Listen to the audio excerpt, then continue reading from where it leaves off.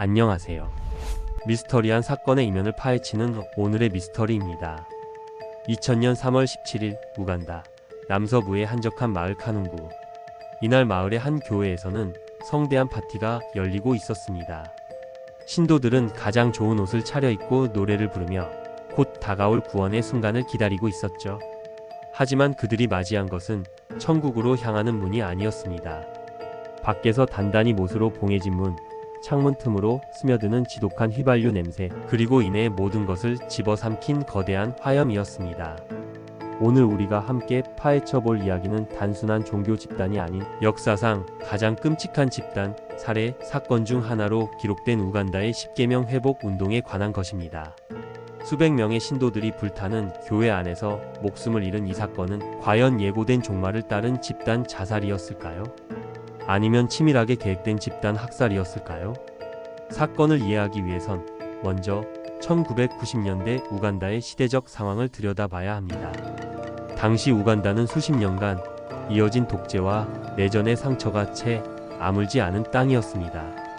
가난은 일상이 되었고 아프리카의 진주라 불렸던 아름다운 국토는 폭력으로 얼룩졌습니다. 무엇보다 사회를 공포로 몰아넣은 것은 바로 에이즈였습니다. 치료법도 없이 죽어가는 가족과 이웃을 속수무책으로 지켜봐야 했던 사람들은 깊은 절망에 빠졌고, 바로 이 절망의 토양 위에서 10계명 회복 운동이라는 독버섯이 자라나기 시작했습니다. 1989년 로마 가톨릭의 이단 종파로 시작된 이 운동의 중심에는 너무나도 다른 두 사람이 있었습니다. 존경받는 미션 스쿨 교사 출신이었던 조셉 키브티레는 교단의 이성적인 얼굴 역할을 했습니다. 그의 사회적 지위는 사람들에게 신뢰를 주었죠.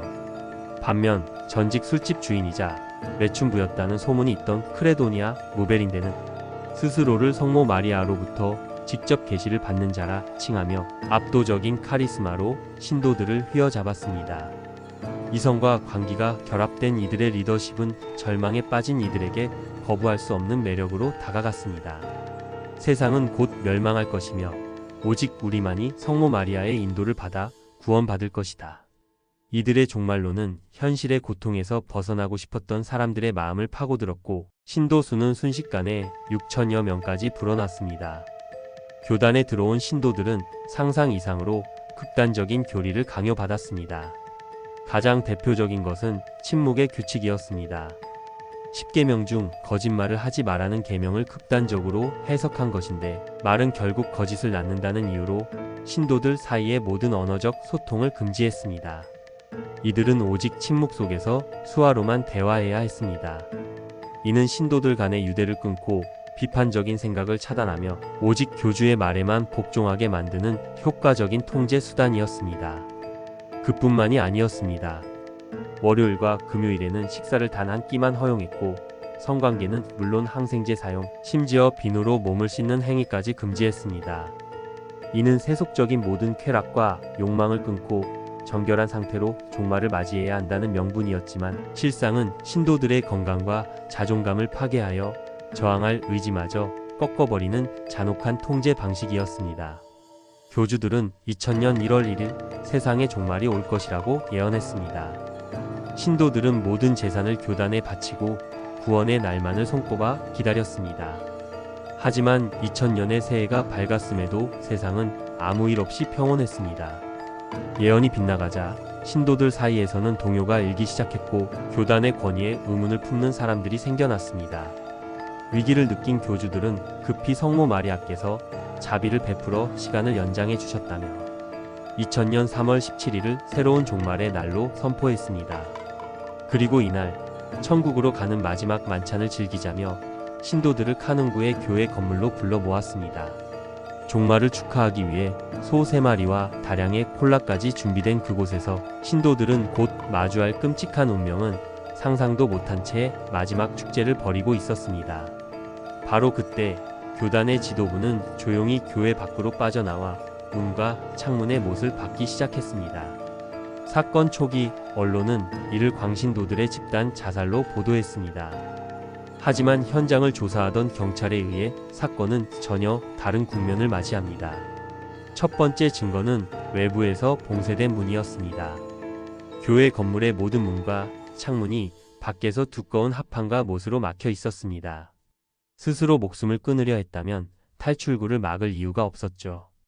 또한 교회 내부 곳곳에서는 다량의 휘발 유통이 발견되었습니다.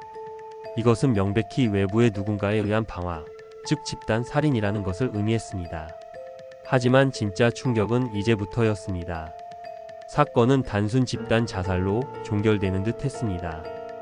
하지만 현장을 조사하던 한 수사관이 교회 바닥에 새로 덮인 듯한 콘크리트 조각을 발견하면서 모든 것이 뒤집혔습니다.